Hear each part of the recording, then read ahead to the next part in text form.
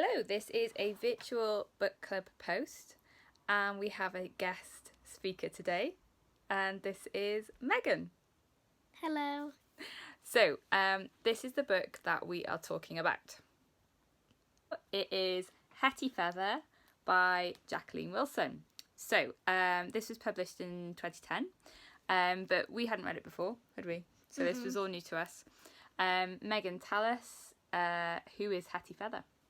She's an orphan and her mother has to give her away when she's only a few days old to the Foundling Hospital, and then she's given to a foster mother, and then when the foster mother has to look after her until she's old enough to go back to the Foundling Hospital.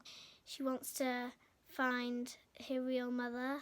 So it's worth saying that this is probably aimed at 9 to 12-year-olds, and so I think for you it's quite a challenging book, isn't it? I've started reading it, but yeah, it's quite challenging. Still nice. I mean, what is definitely needs to be stated is that it is quite sad, because when Hetty goes to the foster mother, she has a lovely time in the country, but then when she's 5, she has to go. Leave. She has to go back. Leave her all her foster brother and sisters, and her big brother Jem.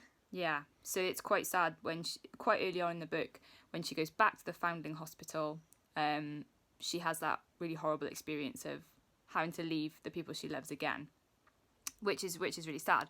And so in the Foundling Hospital, tell us what's her life like inside the Foundling Hospital?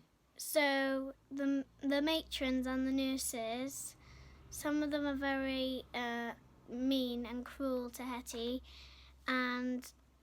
but some of the nurses were really nice. Like Nurse Winnie helps her when she was taken off her mother when she was born, and she helps her when she returns to the Foundling Hospital. So it isn't all doom and gloom. And like when she's at the hospital, there are some good times as well as sad times as well. She makes new friends. Yeah. But what's the one thing that Hetty wants? She wants to find her real mother, and she thinks that once she's gone to the circus, she went to Tanglefield's Travelling Circus in the book, and she thinks that this woman might be her real mother, so she goes on a big journey. I think it's interesting because she's looking for her real mother throughout the story, and then when she actually does like sort of run away to try and find her, it doesn't have a kind of fairy tale result. So without any spoilers, it isn't predictable, and I think that's really good about it.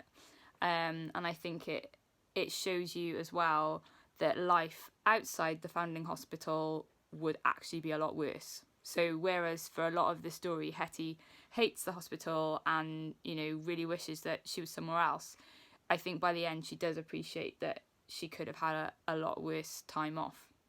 She appreciates that some of the nurses are kind, and at the end there's a real twist. Yeah, don't spoil it. Yeah, so we won't spoil that. But this is a really good read, isn't it? And we read this. I read this to Megan, skipping a few bits, and now Megan's reading it herself to read every single word. So how are you finding it, reading the whole book yourself? Now that I know the story, it's much easier to understand, because at the beginning, when I started reading it by myself, when you hadn't read it to me, I was like, what's happening? But then I said, Mum, can you read it to me? And then I'll read it over, and then now I know the story, it's much easier to understand it. Would you recommend the book? I would recommend the book to, age 8, like I am. I think if an adult reads it to you first, you would kind of get the story more, and then you can, once you know the story, you can just read it over yourself. But I would recommend, if you want to read it by yourself, age 9 to 12 as well.